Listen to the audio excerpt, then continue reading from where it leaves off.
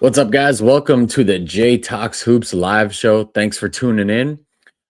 Basically, what I want to do here is I'm getting into this podcasting game, right? You guys know me as the co-host of the Bulls on Tap podcast. Shout out to my boy Sal over at the Horns at Hoops podcast. And what I wanted to do is I want to get good at podcasting. So if you guys know me at all, you know that I don't half-ass anything. Like if I'm going to jump into something, I'm going to give my everything into it. And right now, to be honest with you guys, I'm just not good at podcasting right now. I'm not bad at it. I don't think I'm terrible at it, but there's a lot of room for improvement. So we've gotten a lot of good comments with our first 3 episodes. We've got a lot of people tuning in. The show is growing a little bit, but I want to get the reps in. I'm a gym rat, so I believe in reps. And the best way for me to get reps is to do live stuff like this on the side when I can. And one of the reasons or one of the ways that I can make the podcast a little bit better on my end was simply updating the technology. So I went out, I got myself a podcast mic, I got myself a podcast webcam, upgraded the technology a little bit so that on my end, it can be as clean as possible to give you guys the best experience possible. So the only thing I still got to work is the internet connection. Unfortunately, I got Spectrum. They're a dog shit company. I was on the phone with them all day yesterday. Ended up canceling with them. We're going to go and get, the new 5G 1 GB speed internet. That's going to be here next week. So this live stream right now and these next 2 Bulls on Taps episodes, you might run into some same connection issues that I had in the past couple episodes. Totally apologize for that. Thanks for sticking with it. But just know it's getting better around here. So as far as what we're going to do today on this live show, I'm going to do a quick little preview of the game tonight against the OKC Thunder. Then I'm going to open it up for the mailbag. There's some people who submitted questions on Twitter, people who submitted questions on TikTok, and we got the chat going here. What's up, Samity? Happy to have you in here, bro. One of the best Bulls accounts on here. So I'm going to open up the mailbag. We're going to answer some questions for you guys, but let's talk about this OKC Thunder game tonight. So if you think that this is going to be an easy game for the Chicago Bulls tonight, you're sorely mistaken. Yes, the OKC Thunder, they're going to be down Shai Gilgeous-Alexander. They're going to be down Chet Holmgren. They're down Jalen Williams. I don't think AJ Mitchell is playing. Those are 4 really key pieces for their team, but they're still the OKC Thunder, guys. They still got depth everywhere. The system that they run, it's damn near flawless. Like guys on that team, they just step up and they fill a void. Anytime that somebody misses time, feels like Isaiah Joe steps up, Aaron Wiggins steps up, Kason Wallace steps up. All of these guys seem to step up. Shout out Sammy in the chat saying, highly recommend streaming a second basketball game while watching a Bulls game. I did that on Sunday. I had the Bulls on the TV and the Timberwolves on the iPad. That's pretty common occurrence for me. So, but like I was saying, the OKC Thunder, they're going to bring it. It does not matter who's missing for them in that game. They're going to bring it. They're going to come at the Bulls hard. It's not an easy game. A lot of people are looking at it, especially the pro tank people. They're looking at how many people for the OKC Thunder are sitting out, and they're saying, shit, the Bulls tank is about to get screwed up again because they're about to win this game after getting a win against the Milwaukee Bucks. I'm not so sure. I'm still putting my money on the OKC Thunder tonight. So as far as the game goes, let's review what I came up with for the 5 keys, not the 5 keys to victory. I used to do that 5 keys to victory thing. But if you guys have been following me for a while now, you know that I don't care about victories when it comes to this Bulls team anymore. I'm not rooting for wins. I'm not rooting for losses. It's simply, I'm just watching the game. I'm just watching the games and hoping I see some growth out of Buzelis, some growth out of Josh Giddey, some growth out of this team. So as far as the 5 questions I had for this game, I posted it on Twitter earlier today. So if you guys aren't following me on there, I don't know how you ended up on this stream, but make sure you throw me a follow on there. 5 questions I got for the Bulls Thunder tonight. Question number 1, can Josh Giddey have his 3rd straight good game? So Josh Giddey, he's been on a tear lately. He was looking a little slow coming off of the injury at first, but lately he's been on a tear. He had a fantastic game against the Bucks. That's one of the reasons that we won. I'm really interested to see how he plays tonight against the Oklahoma City Thunder, his old team. Could be a revenge game for him. He's played them a couple times since becoming a Chicago Bull. He's never really had a great game against them. And there's a lot of factors for that. One, it's the OKC Thunder. It's hard to have a good game against the Oklahoma City Thunder. That defense is locked in. 2, he spent his first 3 years with the Thunder. So the players there, they practiced against him every day. They know his tendencies. Mark Daigneault knows his tendencies probably better than anybody in the NBA. A guy like Kason Wallace is probably going to be guarding him tonight. He knows his tendencies as well. So It's going to be tough for Giddy. I really hope he can overcome it and he can have himself a good game today, because two straight good games, stringing that into a third straight good game against a good level of competition, that's good for Chicago Bulls fans. My second question is, can Modest Buzelis keep his post All-Star game break run up? He's been on a tear lately as well. He's averaging right around 20 points a game, 5 rebounds, 3 assists, 2 blocks a game. He's playing with a lot more freedom, and I want to see how he handles the matchup tonight. I would guess that Lou Dort is going to be on him most of the game tonight. That's going to be a very tough matchup for Modest Buzelis.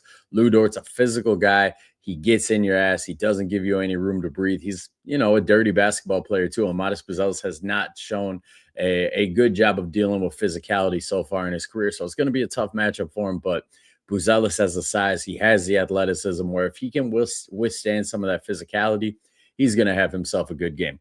Question number 3 I have for this game: who's going to win the Trey Jones versus Kason Wallace matchup? So I'm assuming that's how the matchup's going to go. Kason's probably going to guard Josh Giddey on one end, but I think that Trey Jones is going to get the Kason Wallace assignment, and I'm a huge Kason Wallace fan. He's one of those guys where the Thunder, they have so much depth that guys like Kason Wallace, they fly under the radar. People outside of the Thunder, outside of, the hardcore basketball junkies, probably haven't heard of Kason Wallace, but he's a guy where if he was on like the Charlotte Hornets, they're actually not a great example anymore because they're a good basketball team, but if he was on like the Washington Wizards or the Brooklyn Nets, we would be talking about this guy like a future all-star. That's how good Kason Wallace is. And you've seen that in the games that SGA has missed, in the games that Jalen Williams has missed.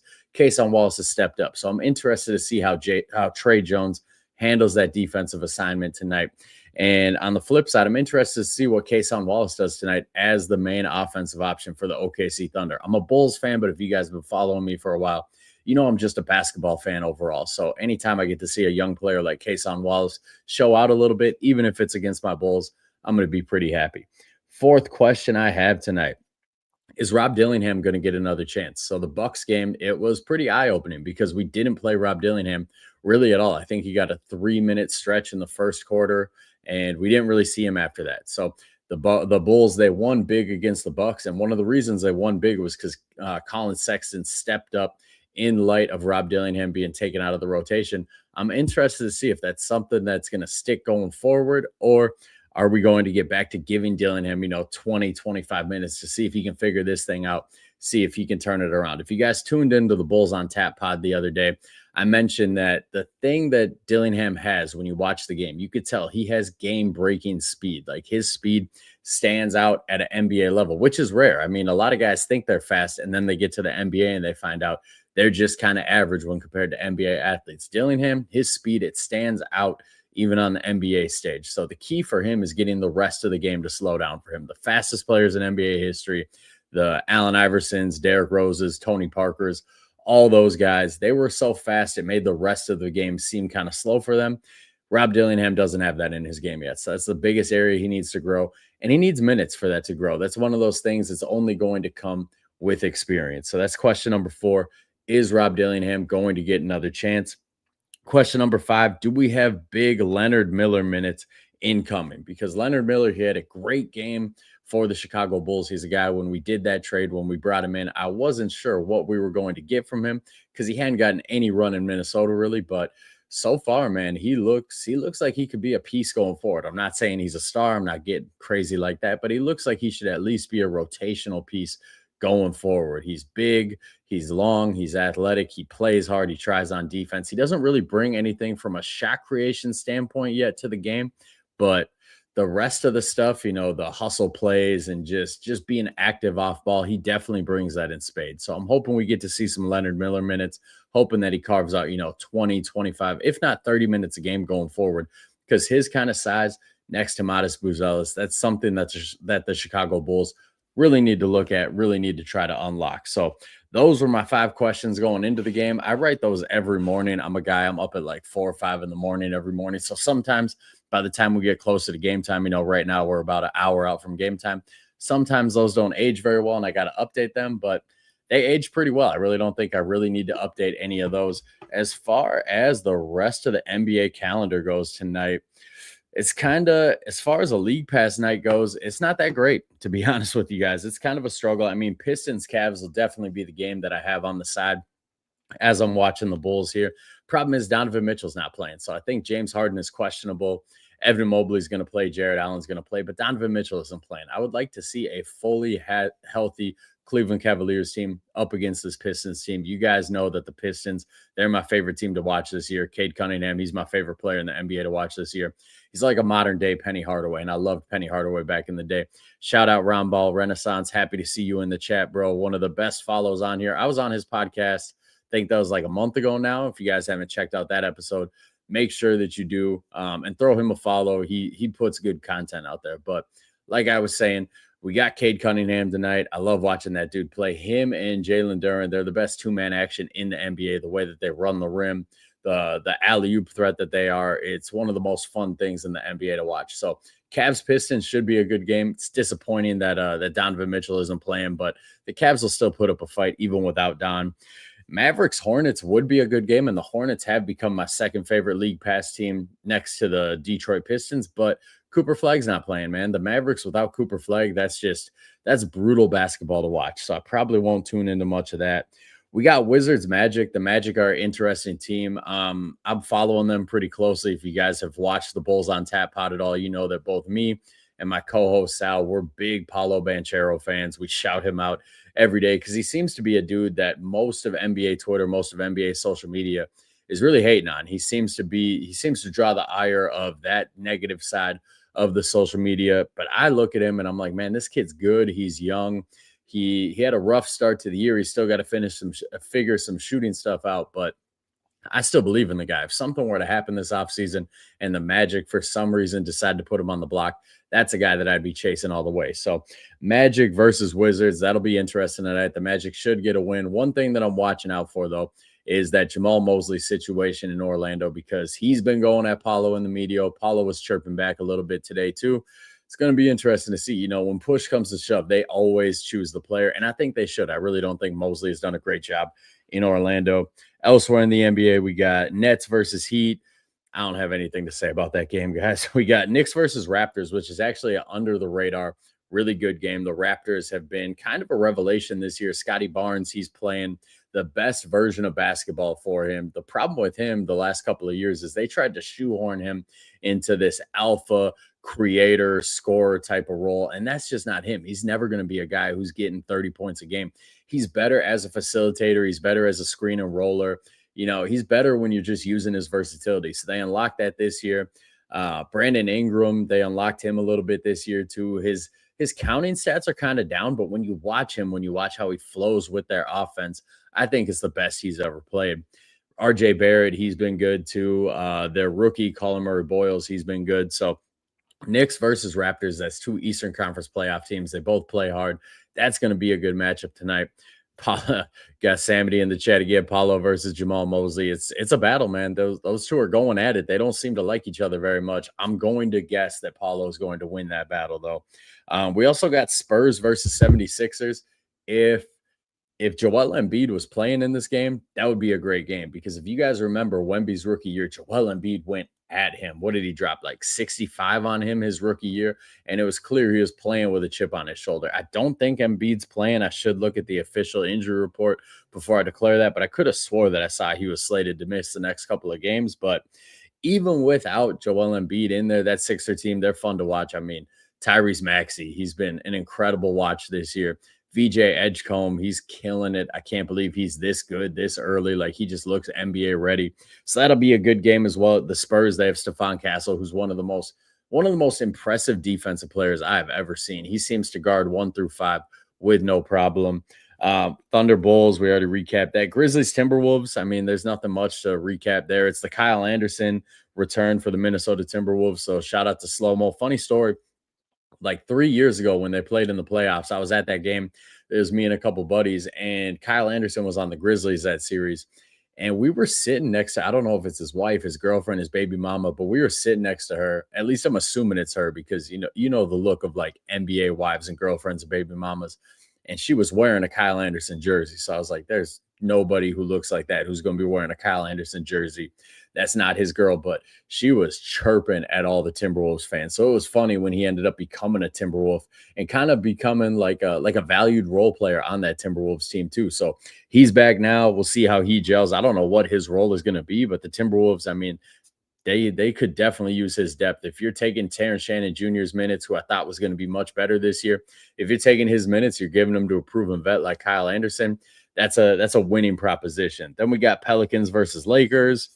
I think Zion's out with a sprained ankle, so that one's not as compelling to me. We got Suns versus Kings. Suns don't have Dylan Brooks or Devin Booker, and the Kings are the Kings, so that's not really compelling to me. So it's kind of a toss-up night in the NBA right now, league pass wise. I mean, that's the problem when we get to these dog days of the NBA. We get into March is we don't know who's actually going to play. Like you'll look at a slate, you'll get excited for a game, but you never know who's actually going to play. So we can get into some of these mailbag questions now. Got a couple that are submitted here. So the first one is from Isaiah at Elroy Gentleman on Twitter. His question: after a tank loss the other day, will the Bulls get back on track and try to climb the tankathon standings tonight? I think they're going to lose tonight. I think the OKC Thunder are going to beat them tonight. I'm not worried about a tank, though. I'm on record. I don't care about wins. I don't care about losses. We started this too late in the season to tank. Like we are, I believe we have the ninth best lottery odds right now. We could lose every game the rest of the way, and we wouldn't get above 7. We'd get lucky to get above 8. Like every team below us in the standings is also trying to tank. So I'm not a guy who's saying we need to lose every game going forward because I really don't think it matters. I don't think we're going to win enough games to get near the play-in tournament, and we're not going to lose enough games to gain any traction in the tanking race. So shout out to Isaiah for the question, but I'm not concerned about tanking, man. I'm not concerned about wins or losses.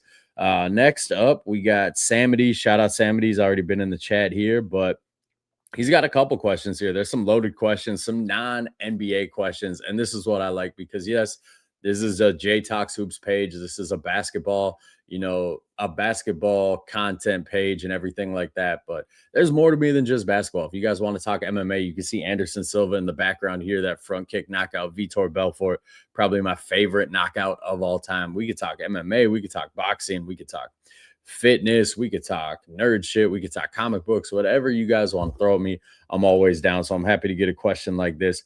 Do you have any favorite MMA athletes or combat sport athletes that you like watching currently? So the UFC, I have this talk with one of my clients who's a fighter. We're helping him get ready for a fight. He's got one. It's March 21st, so it's coming up here. It's a couple weeks out. But we talk all the time about how back in the day, the UFC was just better, man. Like the era that I really came up with in the UFC was just the golden age of it. You had BJ Penn, you had George St. Pierre, Anderson Silva, like all these elite, prestigious champions. And then you had a slew of contenders underneath them. I mean, look at the 205 division before John Jones got there. You had Rampage, you had Shogun, you had Rashad Evans, Keith Jardine was a guy in there that made some noise for a little bit. Vanderlei Silva, all the Pride guys. Little Nog was in there, like Forrest Griffin. There's names that I'm forgetting, but it was just the thing with them is they all had their own distinct style, and it all felt authentic. When I watch the UFC these days,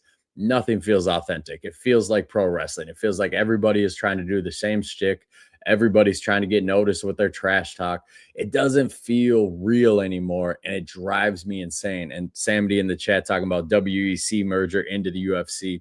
Those were the days, man. Pride versus UFC. Those were the days. But that old school UFC, that's what I miss. Yes, I do still follow the UFC. I do still watch a fair amount of fights. I stay up to date with it. But if you ask me my current favorite fighter in the UFC, a guy who's actually active in the UFC, I would struggle, man. It's probably Max Holloway, and he's kind of a remnant from that throwback era. He started in the UFC when he was like 19. He's been around forever, and he's still doing the damn thing, and I respect the hell out of the guy. The guy comes to fight. Justin Gaethje's another guy that I really enjoy watching. He kind of reminds me of me when I used to fight. So when I used to fight, I tried to go in there, keep my hands high, make it a brawl, land my shots when I could. I was more of a brawler than anything, more of a knockout artist than anything. And people ask all the time why I don't fight. And one of the reasons I don't fight anymore, one, brain trauma. I mean, I'm 36 years old. I've taken enough shots to the head. I don't need to take any more concussions. But the main thing, really, the main reason I don't fight anymore is because I can't throw myself into it the way that I used to. So when I was really in my prime in, 2000, probably, I would say my prime was probably 2015. I turned pro in 2014. So yeah, 2015 to about COVID 2020 was kind of the end of it, but that was probably my prime. And my schedule was crazy. My schedule was I'd wake up, I'd go for a run, I would go teach boxing classes, and then I would do a afternoon strength and conditioning session. Then I would train some people, and then I would do about 3 hours of MMA work. Jujitsu, Muay Thai, boxing, striking, all that stuff, sparring, rolling, all of it. And then I'd go work security at night. That was my life. I didn't really date. I didn't really have a social life. Like that was my life. The whole thing, my whole thing was I was going to make it to the UFC. That was throwing myself into it 100%. So what I started this podcast saying, when I do something, I don't half-ass it. I throw myself into it. So now, like people all the time, they're like, dude, you could still fight. Like you're still in shape. I still grapple every once in a while. I'll still spar every once in a while. They're like, you could still fight. Like you don't need to, it's not necessary for you to train, 10 hours a day to fight. And I just thoroughly don't believe that. I know guys who don't throw themselves into their training and they go out there and get hurt. So when people ask, why don't you fight anymore? That's the reason, because I can't throw myself into it the way that I used to. I'm 36 years old. I run my own business. I'm a husband. I'm a father. I have too much stuff going on. I just can't throw myself into it the way that I used to. So, shout out Samity again in the chat talking about his Dagestani fighters, Islam, Khabib, man. They're good fighters. I'll never take anything away from those guys. That's not my style. The lay on guys all day, dominate them all day. That's not my style, man. I was talking about pride earlier. I miss when guys came in and their goal was just to take your head off and get you out of there as quick as possible. Also in the chat here, he had strength and conditioning in the morning, school, work. I mean, Sammy, do you get it, man? It's a different grind when you're trying to fight. Like, if you're really trying to fight, and I've been around MMA. My first fight was I was 19 years old. I'd been training for 2 weeks. And this is back in 2009, where nowadays, if you want to go to a gym and you want to fight, your goal is to fight. You go into a gym, they have you train for, 3 months. They get you a smoker fight, have you train a little bit more. You got to get blood work done. You got to get all these tests, all these exams and everything.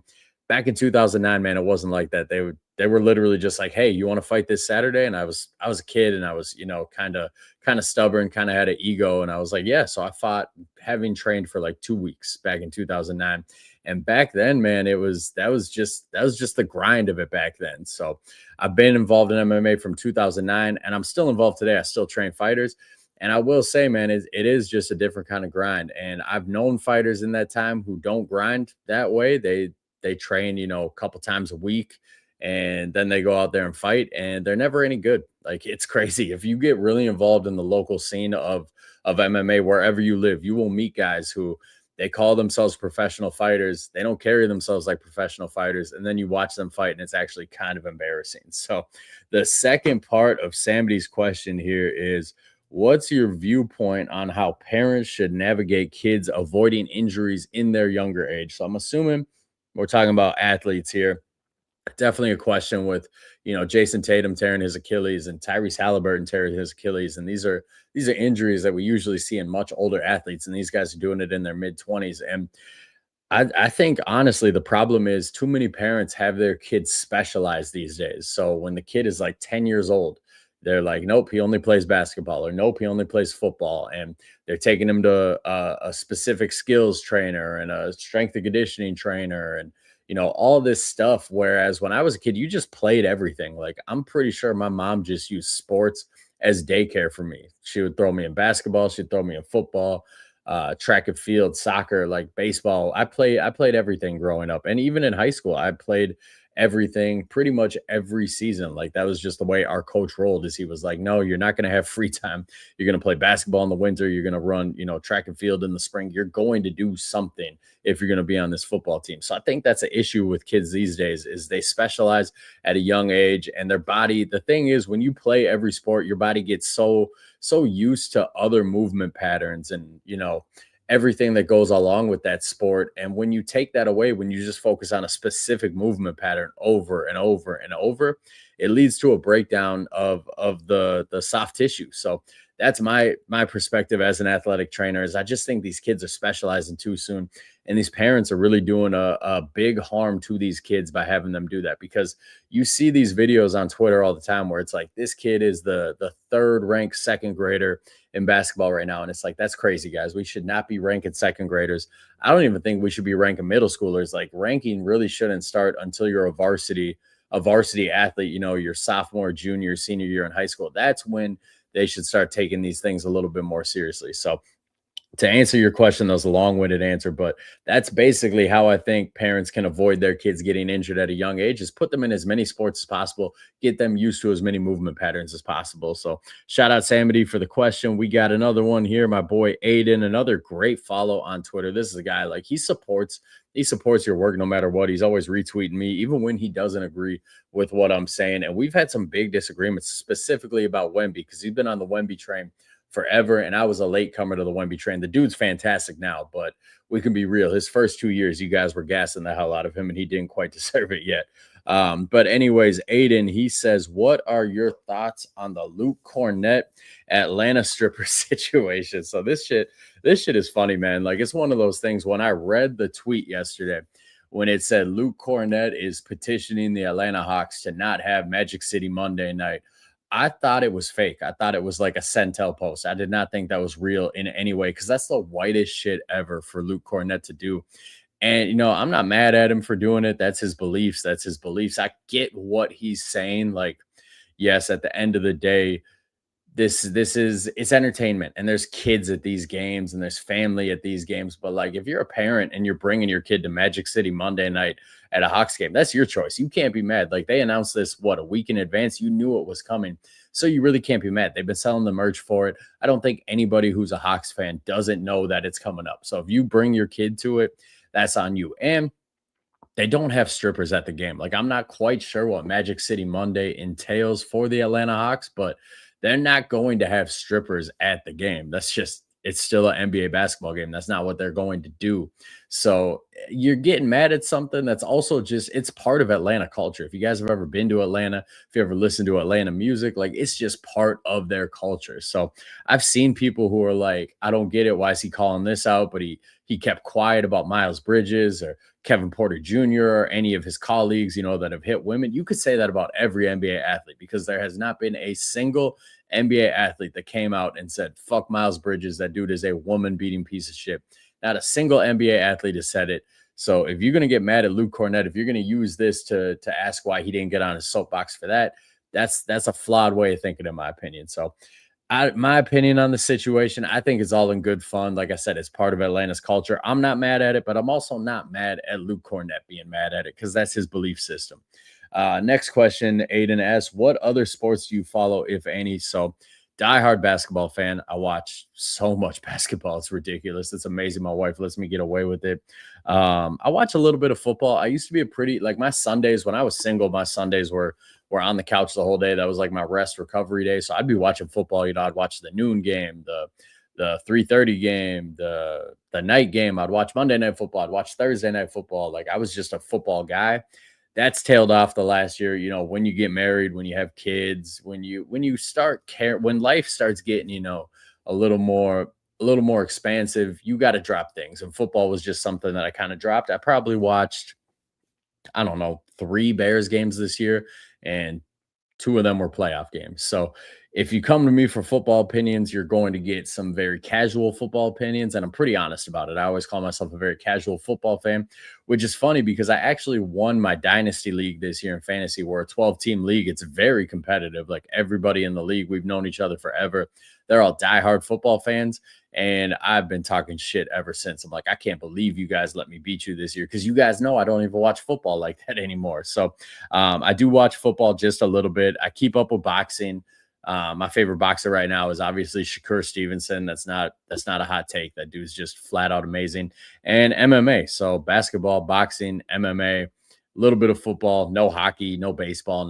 Those sports never really did anything for me. I've been to a couple hockey games. My wife likes hockey. We've been to a couple Minnesota Wild games. And my thing is, I just go and I cheer for there to be fights. And it's always funny to me when people are like, well, you used to be a fighter, so you should love you should love this because they fight. I'm like, guys, what they're doing is not fighting. That's not comparable to what I did at all. And then the final question Aiden's asking here, we already kind of answered it, but do you still keep up with fighting since you used to do it? Yep, I still keep up with it. I always will. I'm not a diehard. I don't watch every card anymore like I used to, but I still keep up with it. It's something that it's always going to be in me. It's always going to be something that I care about to a certain extent. So shout out to Aiden. If you guys aren't following Aiden, make sure you do. Like I said, one of the best follows on Twitter. One just a real good dude.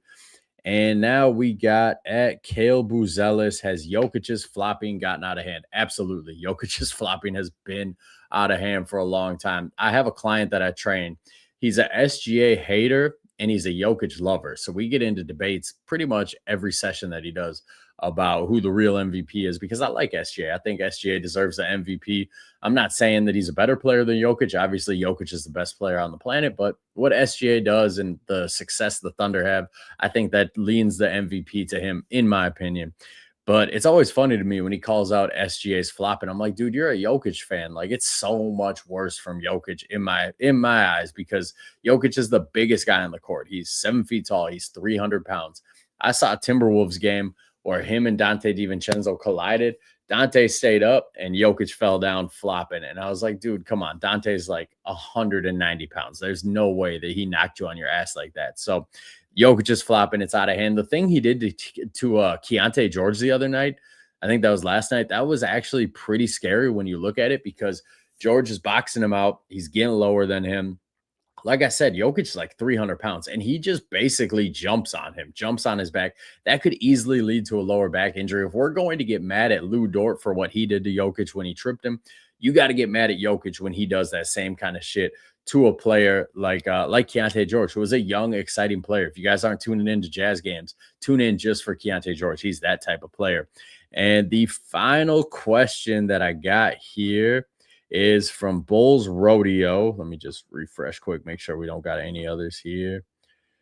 Yep, last one we got here. Bulls Rodeo. Should we consider trading Trey Jones? Yes, we should. We should consider trading him simply because he is a valuable asset, and the Chicago Bulls are not a contender. So when you're not a contender, you got to try to make the most responsible decisions asset wise. So if you can get a first round pick for him, I don't think you can. I don't think his value is quite that high, but if you can, you absolutely have to do it. He's a guy where you should be trying to sell high on him if possible at all. So I'm in favor of trading him. As a basketball fan, I would hate it because I love Trey Jones. If you guys don't know, I live in Minnesota. I've been watching Trey Jones since he was a kid. I live like 2 blocks away from where he grew up. His dad used to come into a bar that I worked at and we would just shoot the shit. This was more when Tyus was coming up rather than when Trey was coming up, but we would just shoot the shit. We would talk, and it's cool to see the kid succeeding, and it's even cooler to see him on my favorite team. So he's a guy I've been watching forever, and I'm very invested in his career. So as a fan, I would be very disappointed, very distraught if he got traded, but from an asset standpoint, I kind of think it has to happen. So we'll see this offseason. We'll see what teams are offering. He's on a very reasonable deal. We got some second round picks too. So maybe it'd be like Trey Jones and 2 second round picks for a pick in the mid teens or the early 20s or something like that. I wouldn't be opposed to that. So shout out to everybody for submitting questions. Definitely appreciate it. Like I said, I'm just trying to get reps here, guys. Like, I'm not good at this podcasting thing yet. I'm brand new to this podcasting thing. Like a month ago, I was telling people I don't even want to be considered a content creator because I'm just a dude on Twitter who talks basketball. Like, I'm not out here trying to create content. Anybody who thinks that I ever I've been accused of purposely tweeting certain things to try to get a following or try to get attention. Like, nah, dude, I just say what I'm thinking. I'm just watching a basketball game and I just type out what I'm thinking on it. So appreciate everybody who's following, everybody who's supporting the page. Bulls on Tap. We're doing big things there this week. On Thursday, I'll be recording with Derek. If you guys remember Derek, he was an original host of Bulls on Tap. He's been away for about a year now, so it's going to be good to catch up with him, see what he's doing. He's like an OG of Bulls fandom.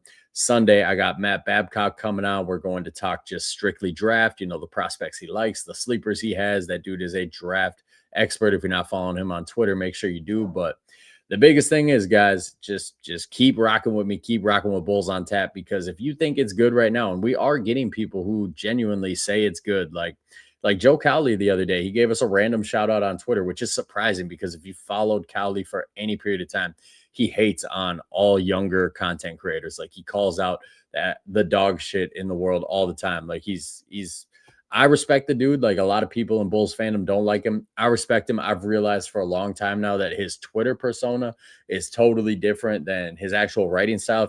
If you listen to his or if you read his work for the Sun Times, it's night and day difference from what he talks on Twitter. I think he's a very educated man.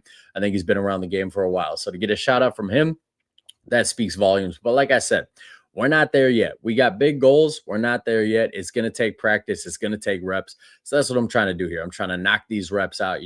We set up the new podcast mics. Hopefully you guys are able to hear me a little bit clearer. The camera, it's still a work in progress. I got it set up. It's a new webcam. I'm on the free trial of StreamYard for this right now. So they don't let me upload with the free trial in 1080p. So it'll be a lot more crystal clear and I'll get a little bit better placement. Like halfway through this pod, it kind of moved a little bit on me. I think I was talking with my hands too much, hitting the table too much, but it's getting better on this end, guys. The connection's getting stronger. The reps are getting better. I'm getting better at talking. Shout out to my co-host Sal Bass. He's been doing the Horns Over Hoops podcast for a couple of years now. He's got the practice reps in. Like that dude's a pro. That dude makes me feel like an amateur because he's so smooth with it. So if you guys are enjoying it so far, just give us a couple months. It's going to be even better then. So shout out to all you guys for stopping in the live stream. Definitely appreciate the support. And let's go Bulls tonight, man. It should be a somewhat fun game against the Oklahoma City Thunder.